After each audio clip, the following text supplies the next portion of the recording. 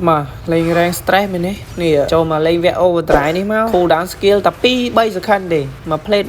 mặt đây đôi Paquito này chứ skill cooldown tapi 3 second đi mà plate top enemy pa bên này vì sòng khán vì miếng free skin care F nên nâng tiếtសម្រាប់យើងដែលអត់មានលទ្ធភាពដូចខ្ញុំអីក្រអ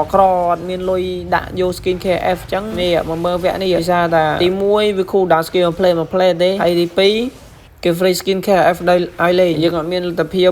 ចាប់ event យក skin care F នេះចូលមកលេងវគ្គនេះ skin care F មានប៉ុន្មានគេ free ឲ្យលេងប៉ុណ្ណឹងតែក្រវាអត់ដាច់អត់បានដាច់ទេគេ free ឲ្យយើងលេងប្រហែលថ្ងៃមកចាប់ event គេអីចឹងទៅខ្ញុំមិនដឹងទេហើយបើសិនជាអ្នកទាំងអស់គ្នាត្រូវការទិញឬក៏លក់ account Mobile Legends អ្នកទាំងអស់គ្នាកុំភ្លេចឆាតចូលមកកាន់ page របស់ខ្ញុំវាសប្បាយដែរតែវគ្គហ្នឹងទាមទារយើងដៃលឿនតិចតែយើងដៃអត់លឿនទេតុកសិចលើសដើមហីតែគេវាយងាប់ច្រើនតុកសិចលើសដើមហីដូចខ្ញុំអញ្ចឹងលេងបើយើងដៃលឿនវាយគេងាប់អត់អីណាតែគេវាយងាប់អញ្ចឹងដូចខ្ញុំមកភ្លេគេដាក់ងាប់ 4-5 ដងអញ្ចឹងចង់តុកសិចវិញណាអូយសំខ្លាយហើយមនុស្សតុកសិចអញ្ចឹងមែន